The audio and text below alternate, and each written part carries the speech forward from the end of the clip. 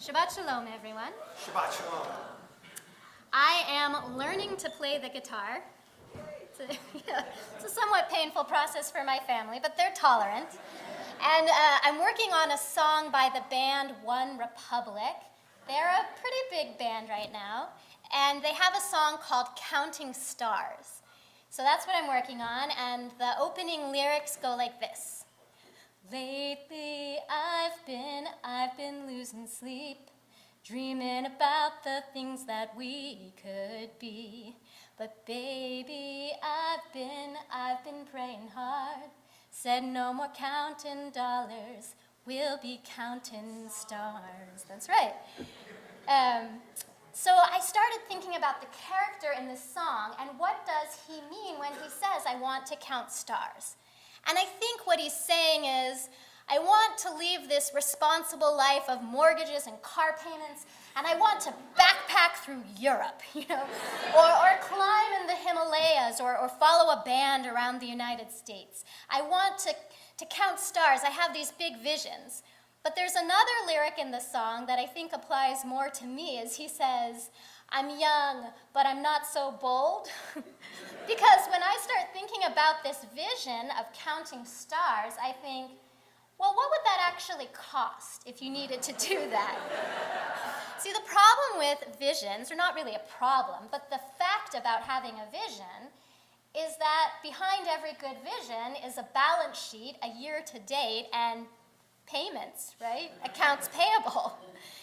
So how do you blend the best of both worlds? How do you count stars and count your dollars? And I think there's some wisdom to be gained in this week's Parsha. So they start building the Mishkan, and it's a really big request from God. I think God is a star counter. He goes to Moses, who's struggling to keep 600,000 former slaves together out in the wilderness, and they don't exactly know where they're going yet. And he says, I want you to build me a sanctuary. And, he doesn't want just any sanctuary. He starts giving instructions about gold, silver, crimson, dolphin skin.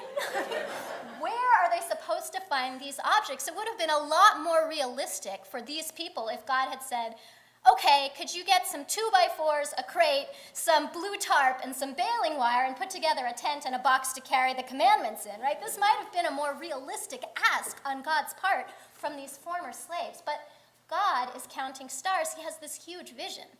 And if you delve into the Midrash, well, the vision gets even better and even bigger.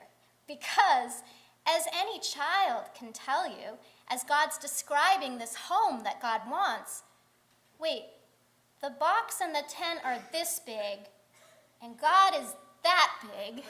How is God going to fit in this new home? So here's the real counting stars vision. The Midrash tells us that when you entered into the tabernacle, it became infinite, right? Sort of like Lucy going through her uncle's wardrobe into Narnia. This whole universe opens up. I mean, imagine the conversation with Bezalel, the master architect. So when you go in the door, what we want is for it to become this infinite space. Right, well, that's going to cost you. It probably is. His response. So now we're at this huge counting stars kind of vision about the home that we want to build for God. But before we get carried away on more Midrash, let's look at what the text actually says. So if you'd like to follow along, you can. I'm on page 485. 485. The Lord spoke to Moses, saying, tell the Israelite people to bring me gifts. You shall accept gifts for me from every person whose heart so moves him. So another Midrash picks up on the fact that first God asks for the gifts from the community. It's a plural ask, right? From the Israelite people. But in the very next line, God also asks for gifts from individuals. He says, every person whose heart so moves him. So here's the Midrash on that. Moses listens to God making this ask in the wilderness of this small, scrappy former slave colony. And he says, God, do you really think they can do this? And God says, I don't think it's about the collective doing this. One individual could do this if his heart so moved him. It's a really beautiful image. Because you see, Moses is the dollar counter, right? I have to get these people through the wilderness. We don't have a lot. I'm not sure this is possible. We need to plan for the future. And God is the star counter. God has a totally different picture of the Israelites. He says, but you have infinite hope. You have infinite possibility. You can do this. I can see it.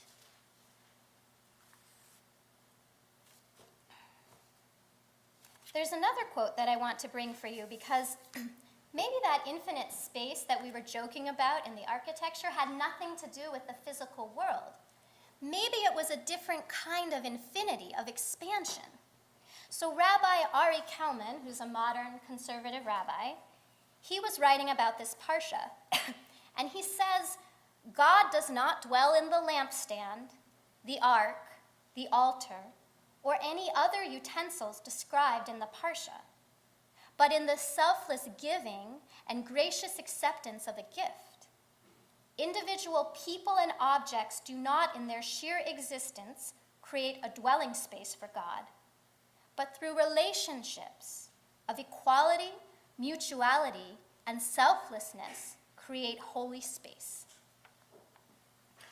I think that Beth Torah has some similarities to the Israelites that were wandering in the wilderness. We don't live in a glamorous setting. We're not so mighty in number. And when it comes to the wealth of our individuals, we don't have very many people in the congregation who can write a large check should we need it. We're not a terribly wealthy congregation in terms of dollars, in terms of the material things. But here's where we have infinite capacity, and here is why I am besotted by you. Everyone cares. Everyone's invested in their community, and there we have infinite capacity to give. Now, there's a team of people who have been working very, very hard. It's the Burn the Mortgage campaign, and I know some of you received letters this week saying that they're trying to wind down the campaign. And I remember Alan Hoffman mentioning the campaign to me. I think it might have been the weekend I interviewed, where you said, well, we're going to raise $1.2 million so we can pay off our mortgage and stop paying the bank heavy interest payments, right? So that we can start putting that, instead of counting every dollar, we can start counting stars. We can put that money towards our programming or our infrastructure or our staffing. And I think I smiled politely because I was doing the calculations in my head. Remember, I said I'm kind of a balance sheet sort of girl? And I was thinking, about 300 households. It doesn't look like it's a terribly wealthy. Good luck with that. But it was really only a few months later that Alan came back to me and said, well, we've raised almost $1 million already. And I was blown away that this community was able to do that. And it's because you have this tremendous capacity to, what was it Rabbi Kalman said? Through relationships of equality, mutuality, and selflessness, create a holy space. So the campaign is $200,000 left to go.